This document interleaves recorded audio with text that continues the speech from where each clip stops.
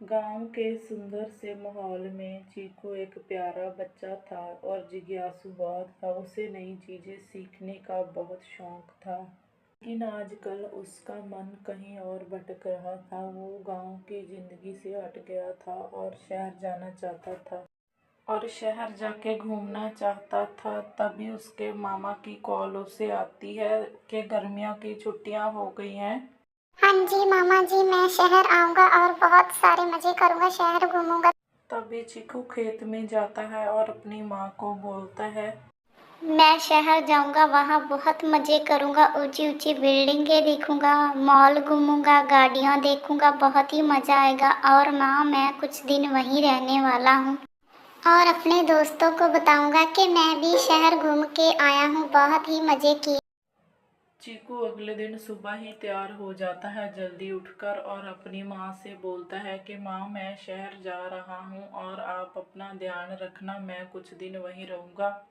इतना बोलते ही चीकू चल पड़ता है शहर की और अपनी माँ को ध्यान रखने के लिए बोलता है। तभी चीकू की माँ भी उसे देखती रहती है जब तक वो आगे तक नहीं जाता। चीकू शहर आ जाता है और वहाँ की ऊंची ऊंची बिल्डिंगें देख के बहुत ही हैरान होता है। सड़कों पर लगी लाइटें भी देखता है, बिल्डिंगें भी देखता है। बहुत ही हैरान होता है कि यहाँ गांव में कुछ भी नहीं होता। तभी उसके मामा भी उसे लेने आ जाते हैं और अपने मामा जी के घर उनके साथ चला जाता। मामा जी के साथ चीकू मॉल, पार्क, रेस्टोरेंट घूमता है। आगे आगे मामा जी और पीछे पीछे चीकू चल रहा था। मामा जी चीकू को सारी शहर की जानकारी दे रहे थे कि चीकू बोलता है कि वहाँ कितनी गाड़ियाँ हैं, कितनी ऊंची ऊंची बिल्डिंगें हैं, लेकिन सब कितने बिजी हैं। यहाँ तो सब कुछ है लेकिन कोई किसी से बात क्यों नहीं करता, कोई मुस्कुराता भी नहीं। घर आते ही मामा चीकू, तुझे शहर घूम के मजा आया? चीकू कुछ नहीं बोलता, वो बस वहीं खड़ा रहता है और अकेलेपन का एहसास उसे हो रहा था। और तभी वो अपनी माँ को फोन लगाता है और बोलता है, माँ, मुझे आपकी और गांव की बहुत याद आ रही है। शहर में रोशनी तो बहुत है पर दिल में अंधेरा सा लगता है, तो मैं कल ही वापस आऊँगा।